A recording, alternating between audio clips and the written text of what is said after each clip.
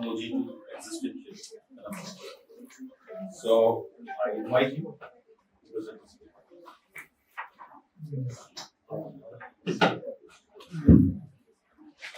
Respected Chair, Professor Vikram, Professor Mao,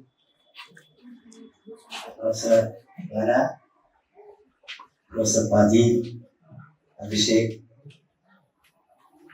and Rajiv, who is Honorable Vice Chancellor of Gita Kumari, and Principal, Principal, Madam Namidaji. Well, I have so much privilege to be here in the midst of you all. I'd like to speak on a topic, something to do with observing terminology to Mother Body's exclusive terminology.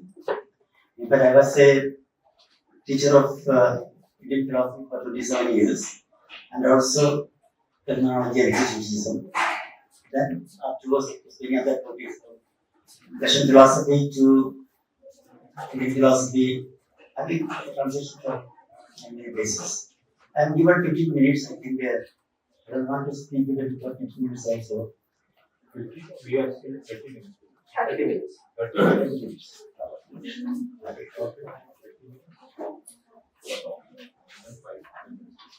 So you can speak for 30 minutes. Okay. With a followed by that, we will have 5 to 10 minutes.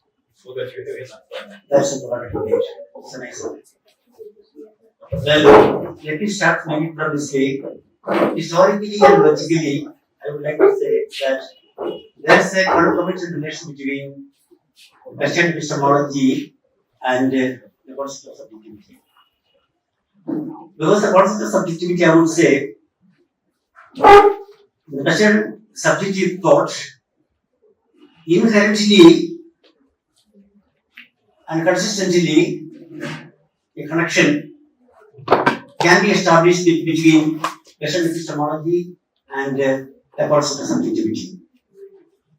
Now, when I think about Husserl, I mean, the concept of subjectivity and the concept of intentionality, maybe 3 to 4 topics of will be coming to my discussion.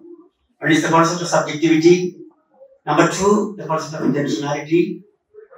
And number 3,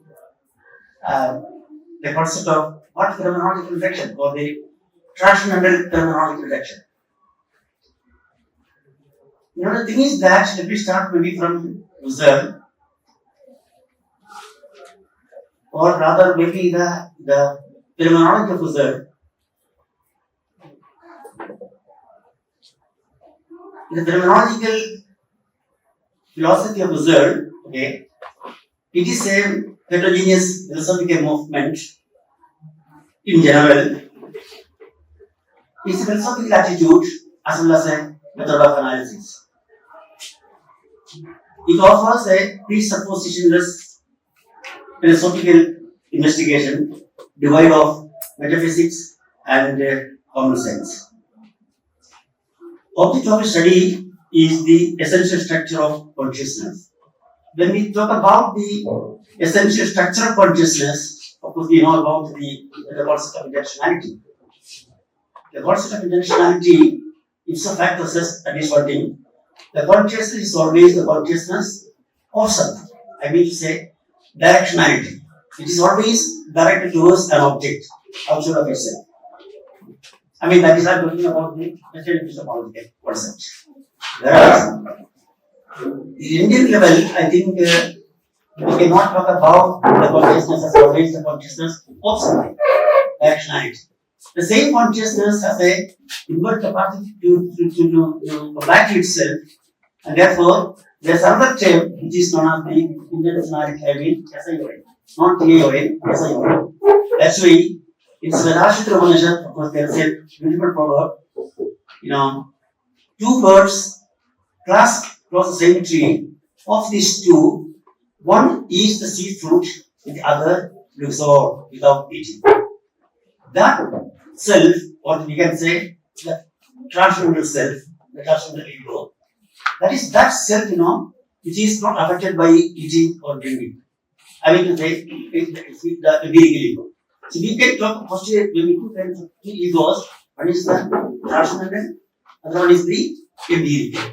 The empirical ego or empirical self is that self which is actually indulged in all kinds of day-to-day activities. Whereas there is another self, okay, maybe in the Buddhist philosophy, there is that self that is so-called the subjectivity, I have to say, transcendental subjectivity, I'm talking about that. Beyond the so-called subjectivity, there is a transcendental subjectivity that is not affected by all kinds of empirical experiences. So now, in the terminological method, actually what happens? In fact, I would say, it is, well,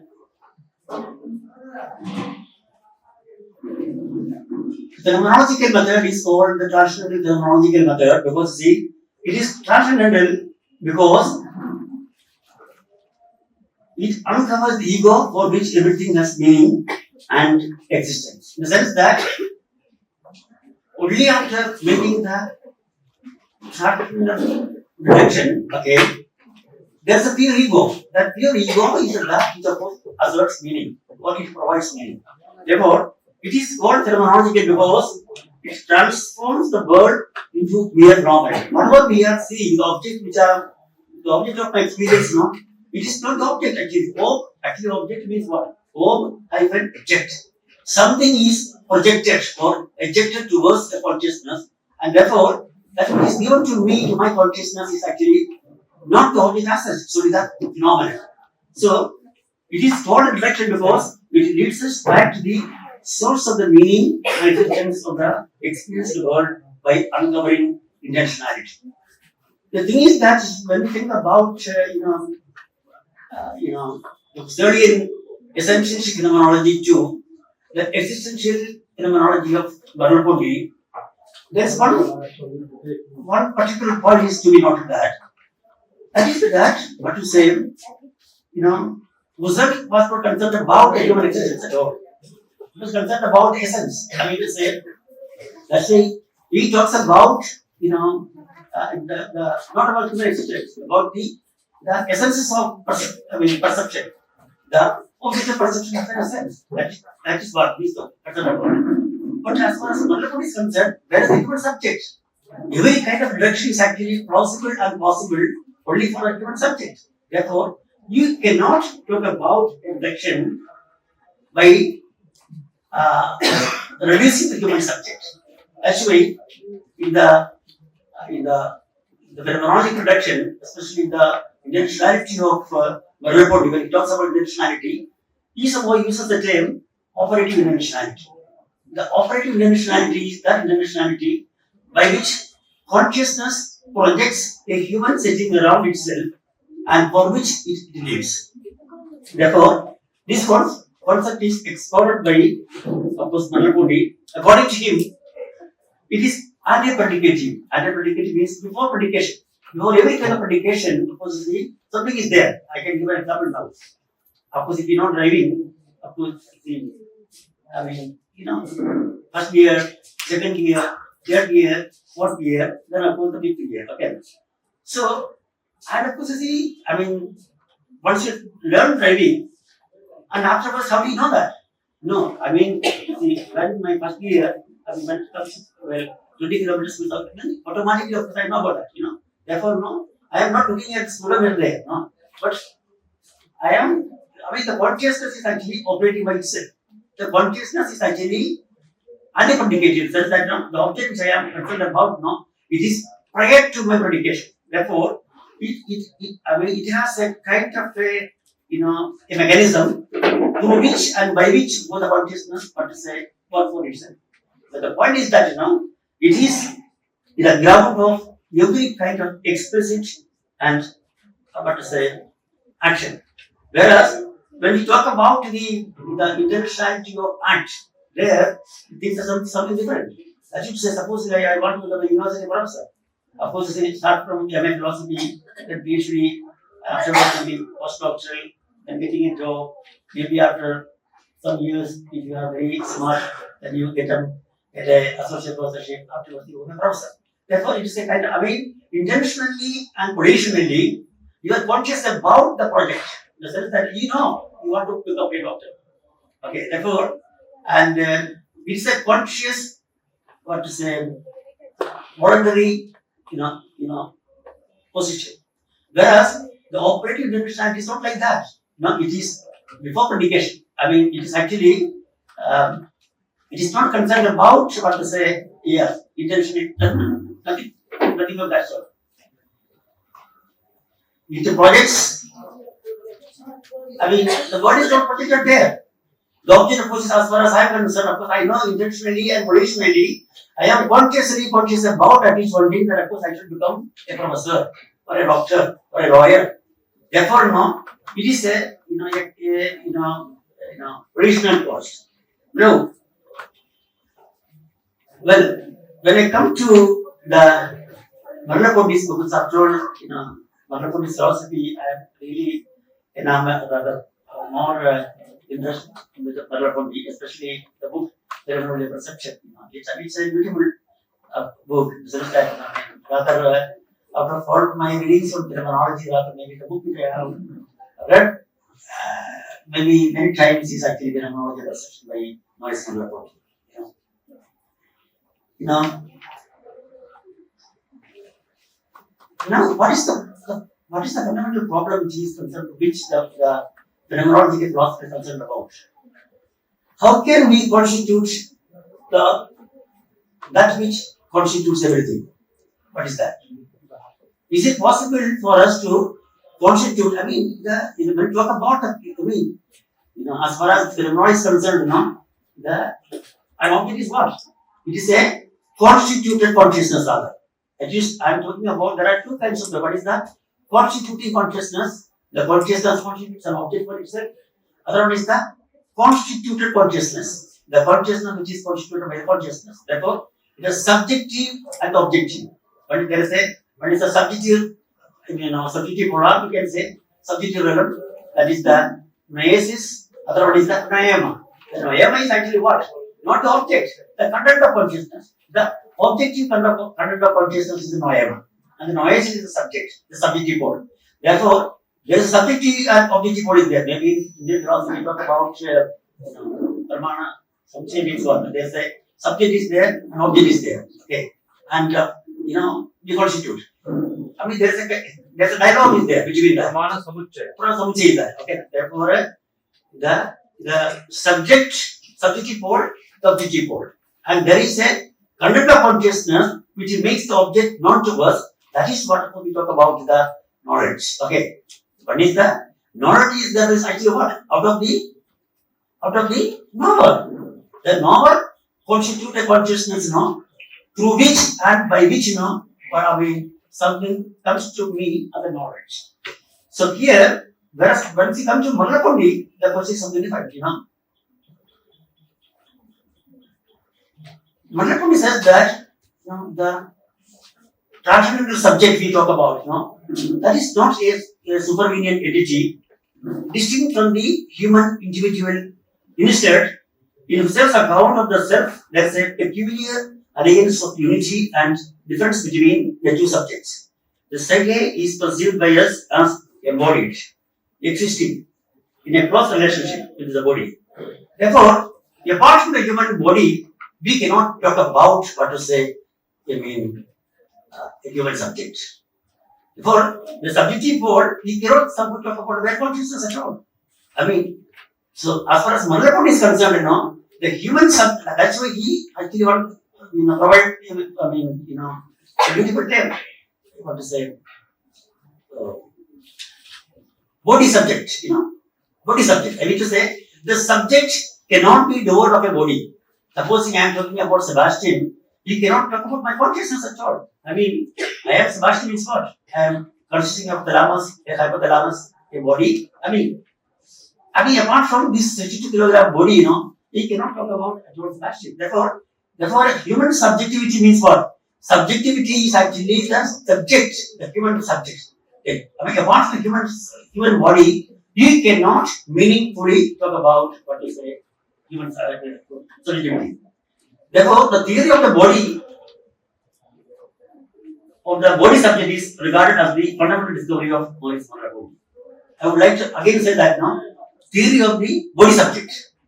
That body subject is the fundamental discovery of Manalapundi. His philosophy is a radical victory over Cartesianism, which is characterized by Descartes' sharp distinction between the thinking mind and the mechanical body. For this reason, what is affirmation of the body subject of the ambiguous unity, not union, of bodily being and subjectivity. Therefore, there is an ambiguous unity between the body and the human consciousness or subjectivity, awareness. Therefore, we can say that of course, we have been taught about Descartes. Descartes talks about the human body. Descartes, there's a difference between two things. One is the so-called the matter, or the Descartes, opposed the extension to thought, matter to thing, to mind or to spirit. For Manalapundi, as far as Manalapundi is concerned, the body is neither a thing in the Cartesian sense, nor a pure bodiless thought. The human body has a mode of being of its own, by virtue of which it defies description in Cartesian terms. To indicate this body of being, he uses such term as body subject. Therefore, body subject is, we can say that now, it is not neither a thing, the Cartesian sense, nor a, pure bodiless thought. It is a unity between these both, not a union again. Therefore, subjectivity as far as Manalapundi is concerned, as Descartes understands it, each cannot be of bodily nature. Descartes' concept of the body is purely quantitative. Western rationalism and the philosophies that adhere to such view underlined the idea that consciousness, freedom, and morality are fundamental characteristics of subjectivity. Therefore, what are the fundamental characteristics of subjectivity? You can say that there are three things are there. One is consciousness, second one is freedom, third one is morality. So apart from these three characteristics, we cannot talk about subjectivity at all. And subjectivity again is known as consciousness. Consciousness is again subjectivity. Now, but then what is the difference between consciousness and subjectivity then? This is actually a philosophical problem. Say for it. Why do we use the term subjectivity rather than consciousness then? And there must be some reason for that. Consciousness is termed subjectivity and subjectivity is termed consciousness. According to him, consciousness is no longer the several characteristics of subjectivity and become more or less original. Now, something has a subjective character by virtue of the fact that it has direct relationship to the reality around it. Therefore, when we talk about subjectivity, the subjectivity ipso facto demands at least one thing, that it has to have a dialectical relationship with the surrounding. Because of that dialectical relationship, the subjectivity, it gets its meaning, it gets its worth also. Now,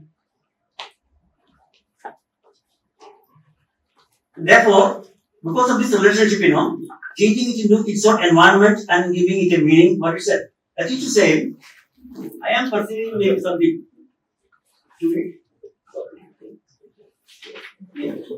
I wonder. If I am perceiving an object, for instance, maybe a pen, for instance, my initial perception, the perceptual object, does not carry about its length and width.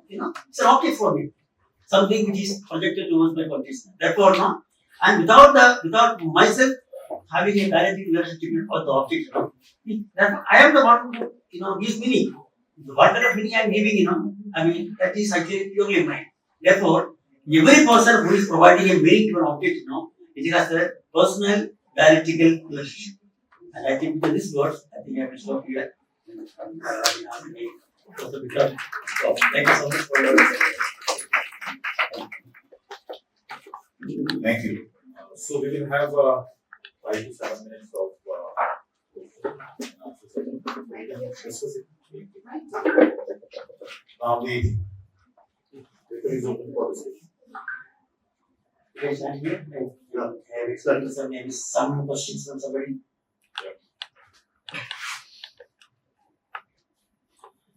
Yeah, please. You mentioned related towards the end as well, that the object gets meaning through dialectical relation with the subject. Now it also happens that objects have a shared meaning. So it's not just simply the case that we understand what the other person is saying, but this non-verbal communicative exchanges that happen. So for example, if you are sitting on a table and you look at a glass, somebody may pass it to you.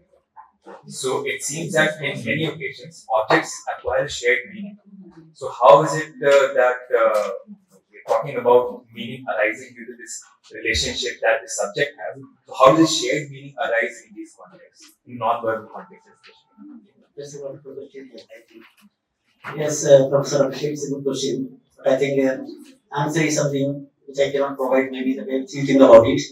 What I can share is that well, suppose that I am perceiving maybe a glass of water here, okay, and maybe the moment of course if I am so much thirsty, the meaning for the glass and the water, of course, it gives a different kind of meaning to me. I mean, well, I am thirsty, therefore not I can drink water. But if I am not at all thirsty, the water which contains the glass, I mean, it does not provide that meaning to me. Of course, there is water there. Therefore, we can have a different kinds of meaning. Of course, for me, if I am so thirsty, I mean, the meaning is that, of course, I mean, the water is so thirsty for me, I can drink it. Therefore, the shared meaning is that, the object as it is given to me, a glass of water, and of course, the glass. That's it. Okay. So, from that objectivity, okay, the objective consciousness we are talking about, I can provide different kind of, or we can provide different kinds of meaning, a shared meaning, apart from the shared meaning, we can provide different kinds of meaning. Maybe our background, our perceptual background, our conditioning, and also our way of looking at it. This is what I believe.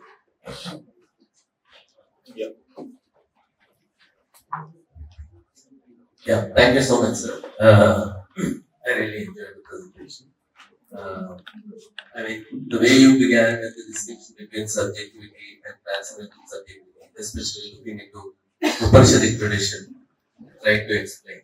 That was wonderful, but the example that you gave has made me think further, because you were giving the example of driving.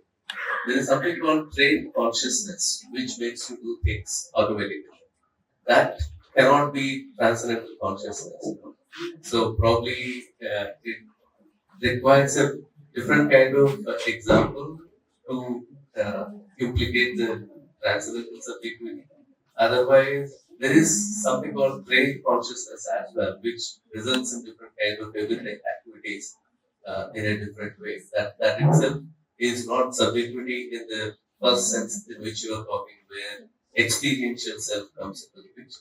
So, would you like to respond to that? I think Professor Bala, maybe the answer which I can give is that, because maybe the example which I have given means something different. I mean, I was giving that example in terms of my, world view, I mean, in the sense that, in a normal, ordinary level of existence, supposing we ask something about the meaning, I mean, supposing you know driving, I also know driving. You don't look at the what to say, kilometer, and is 20 kilometers, or should be in the second gear. No. I mean, the consciousness actually operates within the, by itself. Yeah. There is an operative consciousness. But that is actually trained consciousness. That's not operative consciousness. This is what I No, this is what I believe. No, that's not trained work. Because you see, when I learned training and learned driving, maybe at very young age, I was taught by my driver, therefore you should put, I mean, once the movement starts, maybe around 10-15 kilometers, that will be second gear, But of course, I mean, once you learn driving, of course, you have been driving, I have been driving in for a long time anyway. And I would say that we don't look at operating like the pseudometer at all. I mean, what I wanted to say ultimately is that there is dialectic relationship between the subject and the object of the thing which I am doing. Therefore, the consciousness, operates by itself because of the dialectic relationship. This is what I want. Therefore, when we talk about the subjectivity, something different. This is actually intentionality. Okay. So, my underlying ground is that there is a inherent relation between subjectivity and intentionality. That's what I would call it. I'd like to make a quick comment. The cognitive scientist would call it extended self.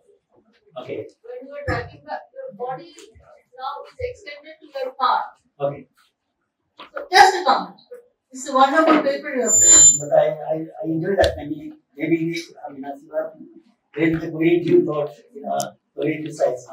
I think maybe in observing to non-reporting phenomenology, it is operative intentionality rather than the action itself. Okay. Thank you. All right, so thank you so much, Mr. Sebastian. We, Thank you, Professor. I invite Professor